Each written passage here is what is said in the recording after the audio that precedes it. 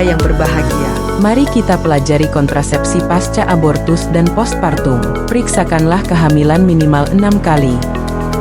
Selalu penuhi gizi bunda selama kehamilan. Rencanakan persalinan bersama dokter di fasilitas kesehatan. Rencanakan metode kontrasepsi yang akan digunakan segera setelah melahirkan atau jika terjadi keguguran. KB pasca persalinan adalah penggunaan metode kontrasepsi hingga 42 hari setelah melahirkan. KB pasca keguguran adalah penggunaan metode kontrasepsi jika mengalami keguguran hingga kurun waktu 14 hari.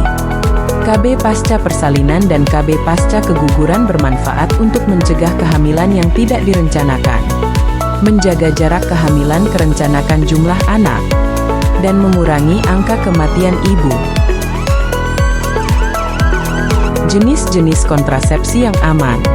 Berikut adalah jenis-jenis kontrasepsi hormonal yang bekerja dengan mengatur hormon dalam tubuh agar mencegah ovulasi atau pembuahan.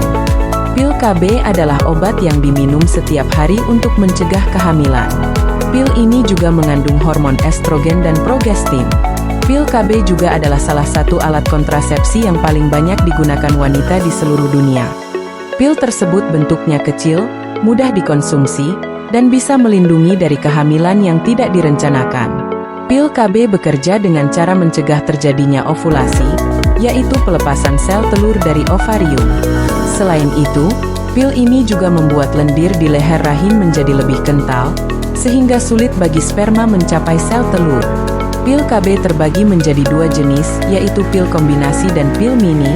Pil kombinasi sendiri mengandung hormon estrogen dan progestin, sedangkan pil mini cocok untuk ibu menyusui atau yang tidak cocok estrogen.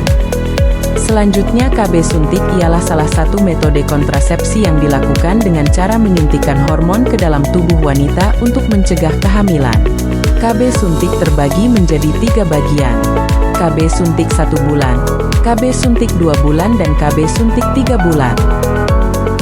KB suntik 1 bulan yaitu kombinasi estrogen dan progestin mencegah pelepasan sel telur dan mengentalkan lendir serviks, disuntik setiap 1 bulan sekali. Haid lebih teratur, cocok untuk wanita yang tidak menyusui. Efek sampingnya pusing ringan, mual, dan nyeri payudara.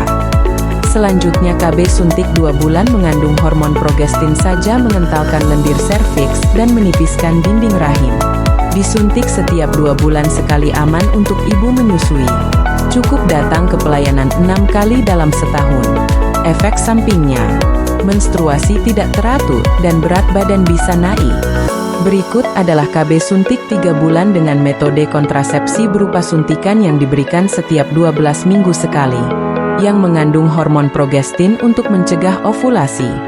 Cara kerja KB suntik 3 bulan sendiri adalah dengan mencegah pelepasan sel telur dari ovarium serta mengentalkan lendir di leher rahim yang membuat sperma sulit masuk, serta menipiskan lapisan dinding rahim membuat menghambatnya implantasi. Serta KB suntik 3 bulan sangat efektif dengan jangka waktu yang panjang, cocok untuk ibu menyusui, serta dapat mengurangi nyeri haid dan anemia.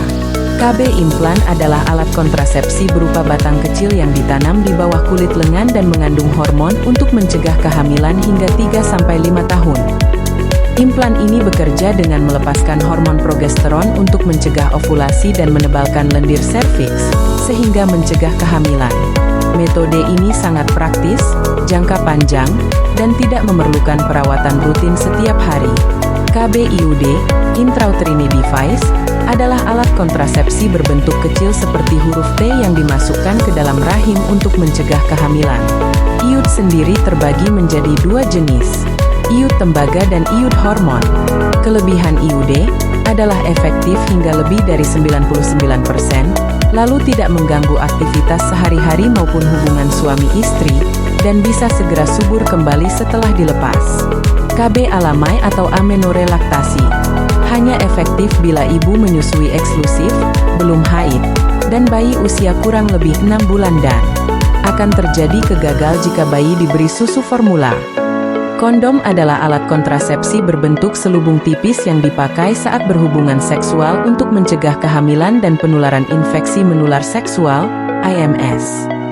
Tidak hanya itu, kondom juga memiliki kekurangan seperti contohnya bisa robek atau bocor jika tidak digunakan dengan benar. Lalu mengurangi sensasi bagi sebagian orang. Dan harus digunakan setiap kali berhubungan. Dan juga sebagian orang pun bisa alergi terhadap lateks. Namun kondom mudah dibeli di supermarket. Sterilisasi-tubectomy. Tubektomi adalah prosedur medis untuk mengikat atau memotong tuba falopi pada wanita, agar sel telur tidak bisa bertemu dengan sperma, sehingga mencegah kehamilan. Prosedur ini bersifat permanen dan termasuk metode kontrasepsi jangka panjang. Prosedur ini dilakukan oleh dokter obgyn dan tidak memengaruhi hormon maupun hubungan suami istri. Cocok bagi wanita yang sudah yakin tidak ingin hamil lagi. Selanjutnya kita akan membahas tentang efek samping jangka panjang dari penggunaan KB hormonal, seperti pil KB, suntik, atau implan. KB hormonal memang efektif untuk mencegah kehamilan, tetapi penggunaannya dalam waktu lama perlu diperhatikan agar tetap aman bagi kesehatan. Perubahan pola haid. Menstruasi menjadi tidak teratur, bahkan berhenti sama sekali. Ini normal, tetapi bisa mengganggu jika ingin kembali program hamil. Selanjutnya, peningkatan berat badan. Hormon progesteron dapat memengaruhi nafsu makan dan retensi cairan, sehingga berat badan bisa meningkat perlahan. Lanjut, masalah kulit dan mood. Sebagian wanita mengalami jerawat, perubahan suasana hati, atau mudah cemas, depresi ringan karena perubahan hormon dalam tubuh. Memilih kontrasepsi adalah keputusan pribadi yang sebaiknya dibuat bersama pasangan dan tenaga kesehatan. Konsultasikan pilihan kontrasepsi yang paling sesuai dengan kondisi tubuh dan kebutuhan Anda. Terima kasih telah menyimak. Jangan ragu konsultasi ke puskesmas, bidan, atau dokter terdekat.